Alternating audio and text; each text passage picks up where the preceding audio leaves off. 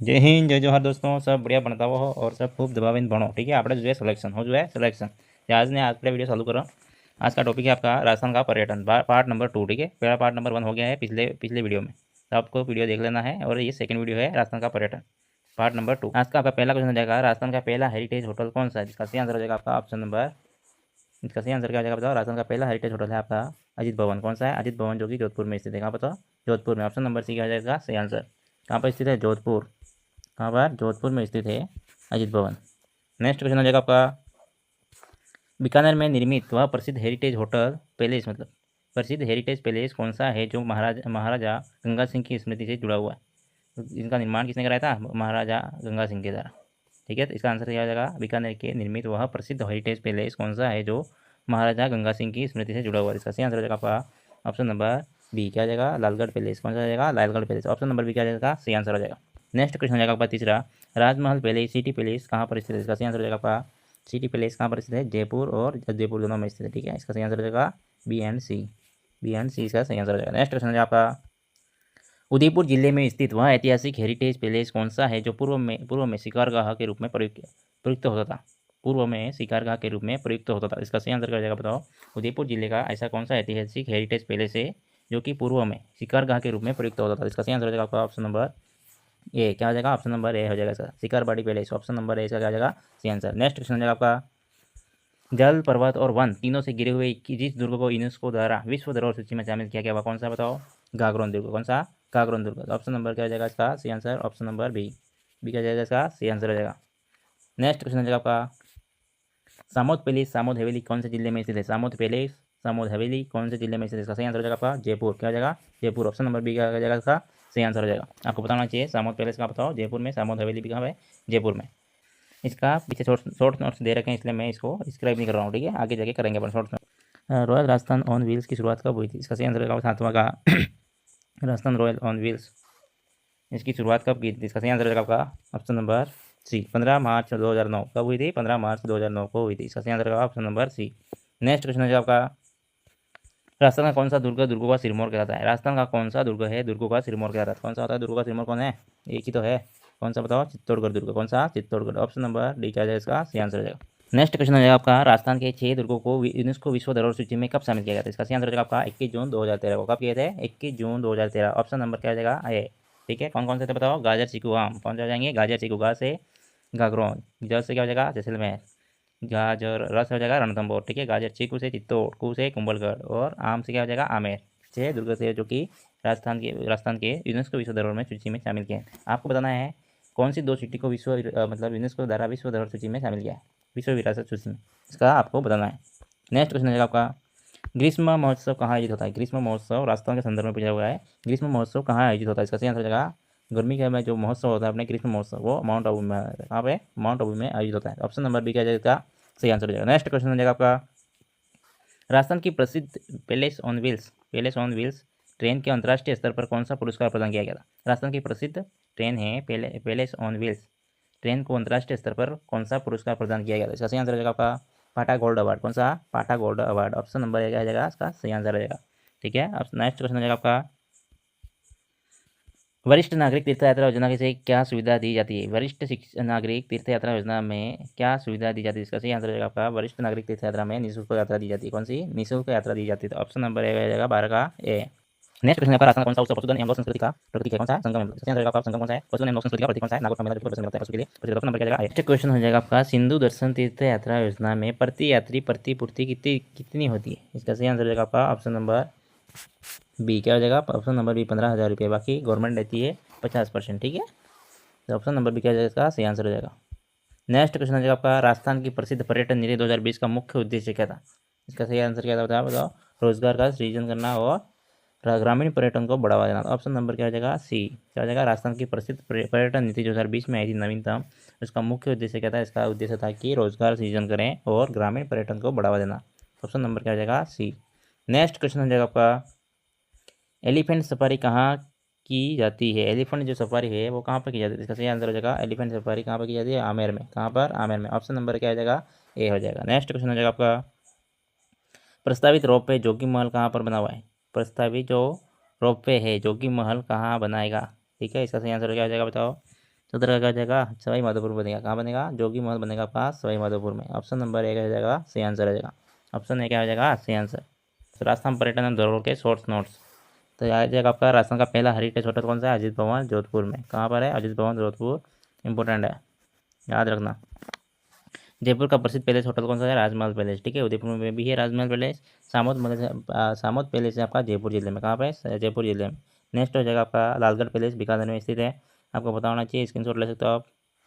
Lalgarh palace कहाँ बताओ, बीकानेर में। निमराना पैलेस कहाँ पर है, अलवर किले में, अलवर जिले बहरोड में, ठीक है। निमराना कहाँ है, निमराना आपका अलवर जिले में बहरोड में स्थित है। शिकारबाड़ी पैलेस उदयपुर में है अपने, ठीक है, जहाँ पर शिकार किया जाता था। आगे है फोर्ट चनावा झुंझुनू में, कहाँ बताओ, फोर्ट चनावा है आपका झुंझुनू में। हेरिटेज ऑन व्हील्स कहाँ बताओ, 2003 में प्रारंभ हुई थी। हेरिटेज ऑन व्हील्स 2003 में प्रारंभ हुई। पैलेस ऑन व्हील्स कब प्रारंभ हुई थी, 26 जनवरी 1982 को प्रारंभ हुई थी। पैलेस ऑन व्हील्स का स्लोगन क्या है, 1 वीक 1 वंडरलैंड, ठीक है, 1 वीक 1 वंडरलैंड।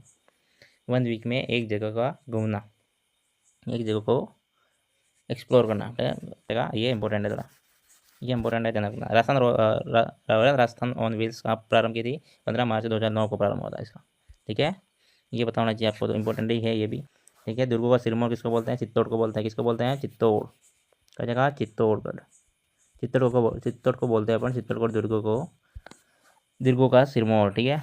आगे क्या हो जाएगा बताओ, आगे हो जाएगा आपका गागरोन दुर्ग को काली सिंध आहू नदी के संगम पर है, आहू नदी पर संगम पर है। गागरोन दुर्ग कहाँ पर स्थित है, काली सिंध आहू नदी पर। कुंभलगढ़ दुर्ग का पुनर्निर्माण किसने किया, राणा कुंभा ने करा, किसने कराया, राणा कुंभा। जैसलमेर दुर्ग का निर्माण किसने किया, रावल जैसल देव द्वारा, किसके, रावल जैसल भाटी के द्वारा, किसके द्वारा, भाटी के द्वारा कराया था। राजस्थान में 6 दुर्ग जो कि 2013 में यूनेस्को ने सूची में शामिल किए थे, कौन कौन से थे, मैंने बताया था, गाजर चीकू आम, कौन से जाएंगे, गाजर चीकू आम, ठीक है। पैलेस ऑन व्हील्स को मिला पाटा गोल्ड अवार्ड, कौन सा मिला था, पाटा गोल्ड अवार्ड। राजस्थान का पर्यटन का क्या बताओ, पधारो हमारे देश, कल बताया था मैंने आपको। अंतर्राष्ट्रीय ऊँट मेला कहाँ लगता है बताओ, पुष्कर में, कहाँ लगता है, पुष्कर। मरु महोत्सव जैसलमेर फरवरी में आयोजित होता है, मरु महोत्सव कब आयोजित होता है बताओ, जैसलमेर फरवरी में आयोजित होता है। पशुधन लोक संस्कृति मेला कहाँ लगता है, नागौर मेला, ठीक है, परबतसर का जो नागौर मेला होता है, परबतसर में नागौर जो परबतसर में मेला लगता है, इसको बोलते हैं नागौर मेला, ठीक है। पशुधन लोक संस्कृति का मेला भी बोलते हैं इसको। आगे बताना चाहिए आपको, राजस्थान पर्यटन विकास RTDC पर्यटन सुविधा का विकास हेतु पर्यटन नीति 2020 में ग्रामीण पर्यटन रोजगार सृजन पर केंद्रित थी। और जयपुर में राजस्थान पेविलियन टूरिज्म प्रमोशन के लिए प्रमुख केंद्र बनाया गया है। जयपुर में कहाँ बनाया गया है, जयपुर में राजस्थान पेविलियन टूरिज्म प्रमोशन के लिए प्रमुख केंद्र बनाया। पैलेस ऑन व्हील्स का संचालन कौन करता है बताओ, पैलेस ऑन व्हील्स का संचालन कौन करता है, राजस्थान कौन करता है, राजस्थान पर्यटन विभाग और वह भारतीय रेल संयुक्त रूप से करती है। नेक्स्ट हो जाएगा आपका, राजस्थान में पर्यटन संबंधी प्रमुख सफारी कौन सी, लॉयन सफारी नाहरगढ़, कहाँ बताओ, नाहरगढ़ जयपुर में स्थित, मतलब चालू की गई है। टाइगर सफारी रणथंभौर में चल रही है, ठीक है, सरिस्का में चल रही है, दोनों तरफ चल रही है। और कैमल सफारी कहाँ बताओ, समगांव जैसलमेर में चल रही है। एलिफेंट आमेर में अपने प्रसिद्ध है, याद रखना है, इंपॉर्टेंट है। एलिफेंट सफारी, ठीक है। बैलून सफारी बूंदी में, हॉर्स पुष्कर। वाटर सफारी बताओ, वाटर सफारी का बताओ, वाटर सफारी संबल नदी में। डंकी सफारी शेखावटी क्षेत्र में। पैंथर कहाँ बताओ, पैंथर जवाई छत्रपाली में, ठीक है, पैंथर सफारी। नेक्स्ट हो जाएगा आपका, बजट में प्रस्तावित प्रमुख रोपे कौन सा, जोगी महल सवाई माधोपुर में, कहा बताओ, जोगी महल अभी परियोजना किया था, ये इंपॉर्टेंट है थोड़ा। जोगी महल प्रस्तावित है रोपे बजट 2024-25 में, ठीक है। आमेर जयगढ़ नाहरगढ़ दुर्ग रोपे भी प्रस्तावित है जयपुर में। ये 5 इंपॉर्टेंट है, ये ध्यान रखना, इंपॉर्टेंट है ये 5 इसलिए ऐड किया। विजयसन माता रोपे इंद्रगढ़ बूंदी में, विजयसन माता कहाँ है, बूंदी में। समय माता बांसवाड़ा, कहाँ है, बांसवाड़ा में। सतरंग मोरी रोपवे चित्तौड़, सतरंग मोरी रोपवे चित्तौड़ में। ये 5 इंपॉर्टेंट है।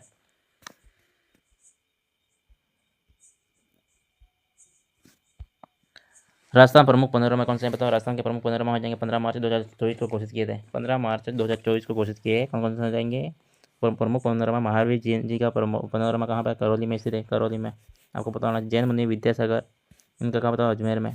भक्त शिरोमणि कर्माबाई पैनोरमा कालवा डिडवाना कुचानंद, ठीक है। जसनाथ जी का पैनोरमा कचरा सर बीकानेर, आपको पता होना चाहिए। खेमा बाबा का बायतू बलोत्रा में है खेमा बाबा पैनोरमा, इंपॉर्टेंट है ये खेमा बाबा जी अपने इंपॉर्टेंट है। श्री भामाशाह पैनोरमा चित्तौड़ में, ठीक है। रामचंद्र सेन पैनोरमा जोधपुर में, जैसलमेर पैनोरमा जैसलमेर में, ये इंपॉर्टेंट है थोड़ा आपका। कौन सा भामाशाह और कौन सा वाला, ये खेमा बाबा वाला। और कौन सा हो जाएगा पैनोरमा, भक्त शिरोमणि कर्माबाई, और इंपॉर्टेंट ये भी है, भक्त शिरोमणि कर्माबाई, आप स्क्रीनशॉट ले सकते हो, ठीक है। आगे हो जाएगा आपका राजस्थान हेरिटेज सर्किट चयनित स्थल कौन सा है? राजस्थान के हेरिटेज सर्किट में अंदर में चयनित कौन सा है स्थल है? बताओ। नाहरगढ़ जयपुर है, बाला किला अलवर है। ठीक है, ये आपको याद रखना है। नाहरगढ़ जयपुर में है, बाला किला अलवर, रणथंभौर खंडार सवाईमाधोपुर। और राजसमंद का बताओ। कुंभलगढ़ में, कुंभलगढ़ हनुमानगढ़ में, हनुमानगढ़ किला बटनर का किला है। चित्तौड़ में चित्तौड़ का किला है।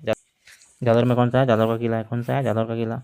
नेक्स्ट हो जाएगा आपका धौलपुर में धौलपुर किला है। ठीक है, गागरोन में चित्तौड़ गागरोन।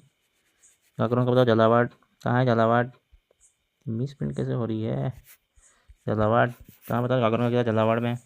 हनुमानगढ़ में मीरा भाई मेरे में बटने हनुमानगढ़ में जोनाई किला में पता कोलकाता में बागे इनको पर प्लान चावल में बागे इनको पर ऑप्शन नंबर बजेगा बागे इनको पर के लिए बागे इनको पर प्लान चावल में आगे जगह आज कौन जो तुम रास्ता की पहले बनाई थी रास्ता में पहले हेड कौन सी अजी कौन को सीन वाले स्कूल में यार मैं राजस्थान के जितने भी है। ठीक है, जितने भी है रामगढ़ लोकसभा जितने में सामो जितने में तिलक सलवार भरतपुर में चित्तौड़ में सब बड़े जितने में आगे जगह पुस्तक प्रदेश में है। पुस्तक प्रदेश सामो जितने में रोहित वाली में है। लाल प्रदेश नगर में लाल प्रदेश यहां नहीं है। लाल प्रदेश में लाल प्रदेश में लाल प्रदेश का बीकानेर। आगे जगह सवाई माधोपुर लॉज का बताओ। सवाई माधोपुर लॉज सवाई माधोपुर में है। ठीक है, मंडावा पैलेस कहाँ बताओ? मंडावा कौशल झुंझुनू में। कहाँ बताओ? झुंझुनू में। निवराना पैलेस कहाँ बताओ? कोटपुतली बरोड़ में। करणी भवन जोधपुर में। कटारिया पैलेस राजसमंद में। फतेह प्रकाश उदयपुर में। कहाँ बताओ? उदयपुर में। नेक्स्ट हो जाएगा आपका आगे, नेक्स्ट हो जाएगा आपका S S T related question MCQs। SST related MCQs हैं आपके। बेस्ट क्वेश्चन हो जाएगा आपका लोकतंत्र में चुनाव का मुख्य उद्देश्य क्या बताओ? लोकतंत्र में चुनाव का मुख्य उद्देश्य क्या होता है? क्या होता है बताओ? जनप्रतिनिधियों का चयन करना। जनप्रतिनिधियों का चयन करना। लोकतंत्र में चुनाव का मुख्य उद्देश्य क्या होता है? जनप्रतिनिधियों का चयन करना। ऑप्शन नंबर सी क्या हो जाएगा इसका सही आंसर। नेक्स्ट क्वेश्चन हो जाएगा आपका लोकतंत्र में चुनाव की आवश्यकता क्यों होती है? लोकतंत्र में चुनाव की आवश्यकता इसलिए होती है कि जनता की इच्छा से प्रतिनिधि को चुनाव करे। तो ऑप्शन नंबर बी क्या हो जाएगा इसका सही आंसर हो जाएगा। नेक्स्ट क्वेश्चन हो जाएगा आपका प्रत्यक्ष चुनाव प्रणाली का अर्थ क्या होता है? प्रत्यक्ष चुनाव प्रणाली का अर्थ होता है मतदाता स्वयं अपने प्रतिनिधि का चुनाव कर सके। क्या इसको इलेक्ट कर सके अपनी इच्छा अनुसार। ऑप्शन नंबर क्या हो जाएगा है। नेक्स्ट क्वेश्चन है आपका वयस्क मताधिकार का अर्थ क्या है? वयस्क मताधिकार का अर्थ क्या है बताओ? एक निश्चित आयु प्राप्त नागरिक जो सम्मान क्या करता है? समान मतदान अधिकार प्राप्त करता है। ऑप्शन नंबर सी की आ जाएगा सही आंसर हो जाएगा। क्या आ जाएगा? सी। नेक्स्ट क्वेश्चन है आपका भारतीय संविधान में वयस्क मताधिकार की व्यवस्था किस अनुच्छेद में है? भारतीय संविधान में वयस्क मताधिकार की व्यवस्था किस में? इसका सही आंसर हो जाएगा आपका 5 का अनुच्छेद 326 में। किसमें? अनुच्छेद 326। ऑप्शन नंबर बी क्या जाएगा सही आंसर हो जाएगा। 324 में क्या बताओ? निर्वाचन आयोग। क्या है? निर्वाचन आयोग। नेक्स्ट हो जाएगा आपका चुनाव आयोग की स्थापना किस उद्देश्य से की गई थी? कौन से उद्देश्य से की गई थी चुनाव आयोग के अंदर? मतलब उद्देश्य कौन से? नेक्स्ट क्वेश्चन हो जाएगा आपका चुनाव आयोग की स्थापना किस उद्देश्य से की गई थी? सरकार चलाने के लिए थी? नहीं। न्याय देने के लिए? नहीं। स्वतंत्र और निष्पक्ष चुनाव कराने के लिए की गई थी। स्वतंत्र और निष्पक्ष चुनाव कराने के लिए। ऑप्शन नंबर क्या जाएगा? सी। नेक्स्ट क्वेश्चन हो जाएगा आपका निर्वाचन आयोग के सदस्यों की संख्या कौन निर्धारित करता है? निर्वाचन आयोग के सदस्यों की संख्या कौन निर्धारित करता है बताओ? आयोग में जो भी अध्यक्ष के अलावा जो सदस्य होते हैं इनका संख्या कौन निर्धारित करता है? राष्ट्रपति। कौन करता है? राष्ट्रपति। ऑप्शन नंबर किया जाएगा सही आंसर। नेक्स्ट क्वेश्चन है आपका महिला आरक्षण विधेयक 2008 किस प्रतिशत आरक्षण का प्रस्ताव रखता है? महिला आरक्षण विधेयक 2008 किस प्रतिशत आरक्षण कितने प्रतिशत का आरक्षण का प्रस्ताव रखा था? इसका सही आंसर रहेगा आपका ऑप्शन नंबर सी। क्या जाएगा? ऑप्शन नंबर सी। 8 का क्या जाएगा? सी। नेक्स्ट क्वेश्चन है आपका 90 महिला आरक्षण विधेयक को राज्यसभा में कब पारित किया गया था? इसका सही आंसर रहेगा आपका ऑप्शन नंबर सी। क्या जाएगा? Option number C. ठीक है, 2010 में पारित किया गया था राज्यसभा में। आगे हो जाएगा आपका वयस्क मताधिकार को लोकतंत्र का कौन सा स्तंभ कहा जाता है? वयस्क मताधिकार के आधार पर अपन जो मतदान करते हैं इसको क्या लोकतंत्र का कौन सा स्तंभ कहा जाता है? इसका सही आंसर हो जाएगा आपका जनसहभागिता। जनसहभागिता जितनी ज़्यादा होगी इसके आधार पर क्या करेंगे? वयस्क मताधिकार के आधार पर किसी भी प्रतिनिधि को अपन को चुनना है तो चुन सकते हैं। ठीक है, इलेक्ट कर सकते हैं अपनी मर्जी के हिसाब से। नेक्स्ट हो जाएगा आपका भारत में आरक्षण व्यवस्था का उद्देश्य क्या है? भारत में आरक्षण की व्यवस्था का उद्देश्य क्या है बताओ? पिछड़े वर्ग को विशेष अवसर देना। नेक्स्ट क्वेश्चन हो जाएगा आपका भारत में आरक्षण व्यवस्था का उद्देश्य क्या है? सामान्य वर्ग को सीमित करना? बिल्कुल नहीं। राजनीतिक दलों को बढ़ावा देना? नहीं। आर्थिक असमानता बढ़ाना? बिल्कुल नहीं। पिछड़े वर्ग को विशेष अवसर देना? क्या करना? पिछड़े जो वर्ग है SC ST OBC जो वर्ग होते हैं अल्पसंख्यक उनको क्या करना? उनको अवसर देना, विशेष अवसर प्रदान करना। तो ऑप्शन नंबर क्या आ जाएगा? ए। नेक्स्ट क्वेश्चन हो जाएगा आपका भारत में मतदान आयु 21 वर्ष से घटाकर 18 वर्ष कब की गई थी? इसका सही आंसर रहेगा आपका 12 का क्या हो जाएगा? 61वां संविधान संशोधन। क्या हो जाएगा? 61वां संविधान संशोधन। ऑप्शन नंबर सी में। नेक्स्ट क्वेश्चन क्या हो जाएगा बताओ? 21 से घटाकर कितनी कर दी? 18 वर्ष कर दी थी 61वां संविधान संशोधन बिल ला के। नेक्स्ट क्वेश्चन है आपका चुनाव आयोग का आचार संहिता लागू कराने का अधिकार किस उद्देश्य से दिया गया है? चुनाव आयोग को आचार संहिता लागू करने का अधिकार किस उद्देश्य से दिया गया है? इसका सही आंसर हो जाएगा आपका क्यों दिया गया है? दलों में दंडित करने के तो नहीं, संसद सहायता है तो नहीं, राष्ट्रपति आदेश के बचने हैं तो नहीं, निष्पक्ष चुनाव सुनिश्चित करने के लिए। ठीक है, क्यों दिया गया है? निष्पक्ष चुनाव सुनिश्चित करने के लिए। नेक्स्ट क्वेश्चन हो जाएगा आपका चुनाव में धनबल बाहुबल को रोकने हेतु क्या आवश्यक है? चुनाव में धनबल बाहुबल को रोकने के लिए क्या आवश्यक है? क्या आवश्यक है बताओ? इसलिए तो लगाई जाती है आचार संहिता। आचार संहिता क्यों लगाई जाती है? कि धनबल और बाहुबल को रोकने के लिए आवश्यक है। तो ऑप्शन नंबर क्या हो जाएगा, ए सही आंसर हो जाएगा। नेक्स्ट क्वेश्चन हो जाएगा आपका, वर्तमान में 18वीं लोकसभा में महिला सांसदों की संख्या लगभग कितनी है? वर्तमान में 18वीं लोकसभा में महिला सांसदों की संख्या कितनी है भारत के संदर्भ में? इसका सही आंसर क्या हो जाएगा, 74। ऑप्शन नंबर क्या हो जाएगा, बी क्या हो जाएगा इसका सही आंसर। नेक्स्ट हो जाएगा आपका short notes, political short notes है ये। चुनाव का प्रतिनिधित्व short notes by quizzer official के, ठीक है। चुनाव का मतलब क्या होता है? चुनाव का मतलब होता है, चुनाव वह व्यवस्था होती है जिसके माध्यम से देश के लोगों में अपने प्रतिनिधियों का चयन करें। चुनाव व्यवस्था है मतलब इलेक्शन वो व्यवस्था है जिसके माध्यम से देश के लोग अपने प्रतिनिधियों का चयन करते हैं, ठीक है। इनमें से अपने प्रतिनिधि को चुनते, जितना अच्छा मतलब प्रतिनिधि होगा काम करने वाला उसको चुन के भेजेंगे, क्या बताओ, लोकसभा में और विधानसभा में। नेक्स्ट आगे आपका हो जाएगा, लोकतंत्र में चुनाव का महत्व क्या है? लोकतंत्र का चुनाव में महत्व क्या है? लोकतंत्र में चुनाव का महत्व है आपका मतदाता और प्रतिनिधि को सीधा संपर्क। क्या रहेगा बताओ? लोकतंत्र में चुनाव का महत्व इसलिए है कि मतदाता जो होगा और प्रतिनिधि होगा, जिसमें दोनों में क्या होगा, सीधा संपर्क रहेगा, ठीक है। और क्या होगा, प्रतिनिधियों में उत्तरदायित्व की भावना रहेगी। जो प्रतिनिधि होगा वो क्या करेगा, उत्तरदायित्व की भावना से काम करेगा, अपने खुद का उत्तरदायित्व मतलब कर्तव्य समझकर, ठीक है। समाज में यहाँ पे जो अपने इस जिस एरिया में वो है, लोकतंत्र मतलब जो चुनाव जीत के आता है इस क्षेत्र में क्या करेगा, विकास का कार्य करेगा। और क्या पता होना चाहिए बताओ आपको, जनता को राजनीतिक शिक्षा मिलती है। क्या मिलती है? जो कि लोकतंत्र होगा तो जनता को क्या मिलती है, राजनीतिक शिक्षा मिलती है देख के। और अधिकार और कर्तव्य को ज्ञान प्राप्त होता है। अधिकार जो अपने हैं और कर्तव्य हैं उनका ज्ञान होता है। और क्या, राजनीति में जनरुचि बढ़ती है। राजनीति में क्या बढ़ेगी बताओ, जनरुचि बढ़ेगी। लोग जानेंगे राजनीति में तो क्या करेंगे, मतलब राजनीतिक शिक्षा मिलेगी तो राजनीति में जनरुचि क्या होगी, बढ़ेगी। और क्या पता होना चाहिए आपको, समानता की भावना का विकास होगा। क्या होगा, समानता की भावना, मतलब लोकतंत्र है जहाँ पर भी क्या होता है, समानता की भावना विकसित होगी। नेक्स्ट हो जाएगा आपका चुनाव के प्रकार। क्या हो जाएगा, चुनाव के प्रकार कौन से हो जाएंगे? चुनाव दो प्रकार से होते हैं, प्रत्यक्ष और अप्रत्यक्ष। क्या हो जाएंगे, प्रत्यक्ष अप्रत्यक्ष। प्रत्यक्ष कौन सा हो जाएगा बताओ? अपन जो कि विधानसभा के चुनाव होते हैं, जैसे कि विधानसभा है और लोकसभा विधानसभा के चुनाव क्या होते हैं, अपन प्रत्यक्ष रूप से प्रतिनिधि चुनकर भेजते हैं लोकसभा में और विधानसभा में। ये कौन सा चुनाव हो गया बताओ, डायरेक्ट इलेक्शन, मतलब कौन सा हो गया, प्रत्यक्ष चुनाव। अप्रत्यक्ष कौन सा है, जो कि अपन इलेक्शन में अपने भाग नहीं लेते, मतलब जो भारत की जनता है वो डायरेक्टली इसमें चुनाव में भाग नहीं लेगी इलेक्शन में, तो वो कौन से आ जाएंगे, राष्ट्रपति उपराष्ट्रपति के चुनाव हो गया, ठीक है। उनमें अप्रत्यक्ष रूप मतलब प्रत्यक्ष रूप से भाग नहीं लेती। उपराष्ट्रपति का चुनाव है या राष्ट्रपति का, तो ये आपको पता होना चाहिए। क्या होना चाहिए, उपराष्ट्रपति और राष्ट्रपति के चुनाव में भाग नहीं लेता है। कौन नहीं लेता बताओ, जनता नहीं लेती प्रत्यक्ष रूप से। प्रत्यक्ष निर्वाचन प्रणाली क्या हो जाएगी, जब मतदाता अपने प्रतिनिधि को स्वयं चुनते हैं, ठीक है। और उदाहरण क्या जाएगा, लोकसभा विधानसभा के चुनाव कराते हैं अपन, ठीक है। इसमें अपन चुन के भेजते हैं, क्या भेजते हैं, चुन के। गुण हो जाएगा आपका लोकतंत्र के सिद्धांत के अनुरूप। गुण क्या हो जाएगा बताओ, किसका गुण क्या हो जाएगा इसका, प्रत्यक्ष निर्वाचन प्रणाली का गुण हो जाएगा आपका लोकतंत्र में सिद्धांत के अनुरूप। लोकतंत्र के सिद्धांत के अनुरूप है प्रत्यक्ष लोग जो भी अपने चुनाव है, प्रत्यक्ष चुनाव जो है वो क्या है, लोकतंत्र सिद्धांत के अनुरूप है। प्रत्येक मतदाता इच्छा का सम्मान है, प्रत्येक मतदाता की इच्छा का सम्मान है, वो अपनी इच्छा से वोट देगा। और लोगों की राजनीतिक शिक्षा मिलती है, मतदाता का सिद्धांत की भावना, मतलब और प्रतिनिधि जनता के प्रति भ्रष्टाचार की संभावना कम रहेगी थोड़ी, ठीक है। ये पता होना चाहिए। दोष क्या बताओ प्रत्यक्ष निर्वाचन प्रणाली के, इसके दोष क्या हैं, योग्य प्रतिनिधि का चयन न होना, योग्य प्रतिनिधि का चयन न होना प्रत्यक्ष का। राजनीतिक दलों का कुप्रभाव, क्यों होगा, राजनीतिक दलों का कुप्रभाव। चुनाव महंगे होंगे, खर्चीले होंगे, ठीक है, प्रत्यक्ष होंगे तो होगा नहीं होगा। क्या करेगा, चुनाव आयोग कितना खर्चा करेगा पैसा, ठीक है, ये कौन देगा, गवर्नमेंट देगी। तो चुनाव में पैसे खर्चा होगा, विवादों की संभावना बढ़ेगी, ठीक है। और क्या, योग्य व्यक्ति चुनाव लड़ने के कतराते हैं, मतलब ईमानदार आदमी चुनाव लड़ने से क्या करता है, डरता है, मतलब, ठीक है।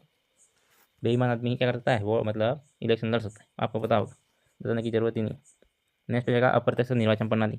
इस विधि में मतदाता अपने प्रतिनिधि का प्रत्यक्ष चुनाव नहीं करते, प्रत्यक्ष चुनाव नहीं कर पाते, जैसे कि मैंने बताया था राष्ट्रपति उपराष्ट्रपति। इस विधि में मतदाता अपने प्रतिनिधियों का प्रत्यक्ष चुनाव नहीं करते, ठीक है, बल्कि पहले निर्वाचक मंडल इलेक्ट्रोल कॉलेज का चुनाव करते हैं, जो आगे प्रतिनिधि का चुनाव करता है, ठीक है। जैसे कि अपन भेजते हैं यहाँ से लोकसभा के सदस्य, ठीक है, विधानसभा के सदस्य होते हैं, इनको भेजते हैं ना, इलेक्ट करते हैं, तो वो आगे जाकर करते हैं राष्ट्रपति उपराष्ट्रपति, और राज्यसभा के जो सदस्य होते हैं इनको चुनते हैं। गुण क्या जाएंगे इसके बताओ, मेरिट क्या हो जाएंगे इसके, योग्य प्रतिनिधियों का चयन की संभावना अधिक रहेगी। क्या होगी बताओ, योग्य प्रतिनिधियों की चयन की संभावना अधिक रहेगी। और कम खर्चीली विधि है, और राजनीतिक दलों का कुप्रभाव संभावना कम है, राजनीतिक दलों की कुप्रभाव की संभावना कम है। नेक्स्ट हो जाएगा आपका दोष क्या हो जाएंगे इसके, जनता का चुनाव प्रक्रिया से सीधा संभव नहीं रहेगा, जनता का चुनाव प्रक्रिया में सीधा संभव नहीं रहेगा, बिल्कुल नहीं रहेगा। जनता की इच्छा पर पूरा प्रतिबिंब नहीं मिलता, लोकतंत्र की भावना कमजोर पड़ती है, बिल्कुल सही बात है, ये आपके दोष हो जाएंगे। भारत में वयस्क मताधिकार अनुच्छेद 326 के अंतर्गत है। ठीक है, ये पता होना चाहिए। अर्थ क्या, वयस्क मताधिकार का व्यवस्था है जिसमें नागरिक एक निश्चित आयु 18 वर्ष पूरी करने के बाद बिना किसी भेदभाव के मतदान का अधिकार प्राप्त करता है। पता है ना आपको, 18 वर्ष होते ही अपने मतदान सूची में नाम जुड़ जाता है, पता है ना, और वो बन जाता है अपना वोटर ID। नेक्स्ट हो जाएगा आपका वयस्क मताधिकार की विशेषता क्या है। लोकतंत्र की बुनियाद नागरिकों की राजनीतिक शिक्षा, नागरिकों को क्या मिलती है बताओ, राजनीतिक शिक्षा मिलती है वयस्क मताधिकार के आधार पर। ठीक है, 18 वर्ष बाद मतलब उसको पता चलता है कि राजनीति क्या होती है। आगे पता होना चाहिए आपको, स्वतंत्रता अधिकारों की रक्षा सुनिश्चित करता है, अल्पसंख्यकों को संतुष्टि देता है, राष्ट्रीय एकता को बढ़ावा देता है, कानूनों का पालन बढ़ाता है, शिक्षा धन लिंग के आधार पर भेदभाव नहीं आता है। विरोध के तर्क क्या बताओ, यह प्राकृतिक अधिकार नहीं है, RSS लोग सही निर्णय नहीं कर सकते हैं, बिल्कुल इसके 2 हो जाएंगे। और क्या बताना चाहिए, स्त्रियों को मताधिकार नहीं देना चाहिए, पुराना मत था। ठीक है, पुराने ज़माने में स्त्रियों को वोट देने का अधिकार नहीं था। धनवान वर्ग का शासन स्थापित हो सकता है, धनवान वर्ग का क्या होता है, शासन स्थापित हो सकता है इससे। और सभी नागरिक समान रूप से समझदार नहीं होते हैं, कठिन राजनीतिक समस्या को समझने में कठिनाई होती है। आरक्षण का लाभ क्या होता है बताओ, आरक्षण के लाभ क्या है। आरक्षण के लाभ यहाँ के समानता की भावना प्रति, सामाजिक न्याय की स्थापना होगी, पिछड़े वर्गों का सशक्तिकरण हो पाएगा, जो पिछड़े वर्ग SC ST OBC। नेक्स्ट हो जाएगा आपका आरक्षण के दुष्प्रभाव क्या बताओ। अगर ज़्यादा आरक्षण दे दिया जाए तो क्या होगा बताओ, आरक्षण के दुष्प्रभाव क्या होगा, सभी को लाभ नहीं मिल पाता, समाज में समूहवाद बढ़ेगा बिल्कुल, और योग्य उम्मीदवार को अवसर कम होते हैं, और लोक सेवा की गुणवत्ता पर प्रभाव पड़ता है। चुनाव आयोग और निर्वाचन आयोग, ये पढ़ा दिया अपन ने, देख लेना, पढ़ लेना आप। ठीक है, 324 में इसका उल्लेख है चुनाव आयोग का। नियुक्ति कौन होता है बताओ, चुनाव आयोग के जो अध्यक्ष होता है राष्ट्रपति। कौन होता है, राष्ट्रपति। कार्यकाल होता है 6 वर्ष, 65 वर्ष जो आयु पहले होता है। राष्ट्रपति नियम बनाकर अवधि निश्चित कर सकता है। आगे मुख्य कार्य शक्तियाँ चुनाव का निरीक्षण, मैंने पढ़ा दिया पहले, देख लेना आप वीडियो। इसका चुनाव आयोग का मतलब, चुनाव आयोग का कार्य क्या होता है, मतदाता सूची तैयार करना। और क्या होता है बताओ, पीछे ऊपर देख लो, चुनाव का निरीक्षण करना। क्या होता है, चुनाव का मुख्य कार्य क्या होता है बताओ, इसका बताओ, चुनाव आयोग का मुख्य कार्य क्या होता है, चुनाव का निरीक्षण करना, निर्देशन नियंत्रण करना चुनाव का। ठीक है, इलेक्शन का निरीक्षण करना, ऑब्जर्वेशन करना, और निर्देशन करना, नियंत्रण करना, और मतदाता सूचियाँ तैयार करना। चुनाव कराना और चुनाव का निरीक्षण, निर्देशन, नियंत्रण करना, मतदाता सूचियाँ तैयार करना। आगे नेक्स्ट हो जाएगा आपका संसद व राज्य विधानमंडल के चुनाव कराना, राष्ट्रपति उपराष्ट्रपति के चुनाव का प्रबंध करना, और राजनीतिक दलों की मान्यता देना और समाप्त करना, चुनाव चिन्ह आवंटित करना, आचार संहिता लागू करवाना, चुनाव संबंधी दिशा निर्देश जारी करना, चुनाव संबंधी दिशा निर्देश जारी करना। नेक्स्ट हो जाएगा आपका भारत में चुनाव प्रक्रिया कैसे होती है, चुनाव क्षेत्रों का निर्धारण कैसे होता है, चुनाव सूची तैयार करना होता है, चुनाव की प्रक्रिया।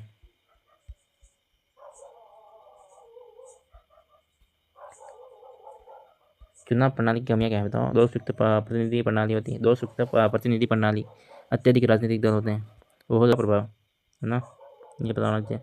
और क्या रहता है बताओ, जनबल के अलावा सरकारी तंत्र, मीडिया का दुरुपयोग, कम मतदान प्रतिशत, अधिकतम आयु सीमा का प्रभाव। सुधार के उपाय क्या है बताओ, इसको कैसे सुधार सकते हैं। चुनाव में जनबल का प्रभाव को रोक कर नहीं रोक पाएंगे अपन। ठीक है, मतदाता सूचियों का नियमित संशोधन, और सरकारी तंत्र का दुरुपयोग पर नियंत्रण, और बहु संसदीय चुनाव आयोग के सशक्त भूमिका। नेक्स्ट हो जाएगा आपका निर्दलीय प्रत्याशी पर नियंत्रण, और महिला आरक्षण का कार्यान्वयन। महिला आरक्षण के विधेयक कब आया था, 2008, 108वां संविधान संशोधन 2008 में आया था। कब आया था, 2008 में। महिला आरक्षण विधेयक कब आया था, 108वां संविधान संशोधन 2008 में आया था, याद रखना इंपॉर्टेंट है। और क्या है, राज्यसभा में पारित कब हुआ था, 9 मार्च। कब हुआ था, 9 मार्च कर लेना, पिछले में 10 मार्च माना गया, इसको करेक्शन करना 9 मार्च से। कब राज्यसभा में पारित हुआ था, 9 मार्च को। ठीक है, आगे क्या बताना चाहिए, लोकसभा में पारित नहीं हुआ था। ठीक है, इसलिए कार्यकाल समाप्त होने पर विधेयक रद्द हो गया था। क्या हो गया था, विधेयक रद्द हो गया था 9 मार्च में। हाँ बराबर है, 2010 में पारित हुआ था राज्यसभा में। और लोकसभा पारित नहीं होने पर, कार्यकाल के समाप्त होने पर विधेयक क्या हुआ था, रद्द हो गया था। और विधेयक पर क्या था बताओ, लोकसभा विधानसभा में 33% सीटें महिला के लिए आरक्षित करने का प्रस्ताव था। ये महिला की भागीदारी क्या, राजनीतिक भागीदारी, महिलाओं की राजनीतिक भागीदारी क्या है, 7वीं लोकसभा में सर्वाधिक 78 महिलाएं की थी, 78। और राज्यसभा में कितनी महिला थी, 4 महिला सांसद थी। संसद में कुल महिला संसद सदस्य।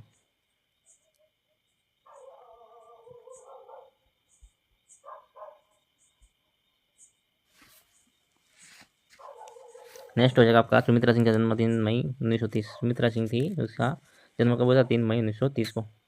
और राजस्थान विधानसभा की प्रथम महिला अध्यक्ष कौन थी बताओ, सुमित्रा सिंह। प्रथम महिला अध्यक्ष विधानसभा की बनी कौन थी, सुमित्रा सिंह बनी थी। 3 मई का जन्म हुआ था 1930 में। 1957 में पहली बार पिलानी कांग्रेस प्रत्याशी के रूप में चुनी गई थी। बाद में झुंझुनू से 4 बार विधायक रही। झुंझुनू से कितनी बार, 4 बार विधायक रही, 1962 से 77 तक।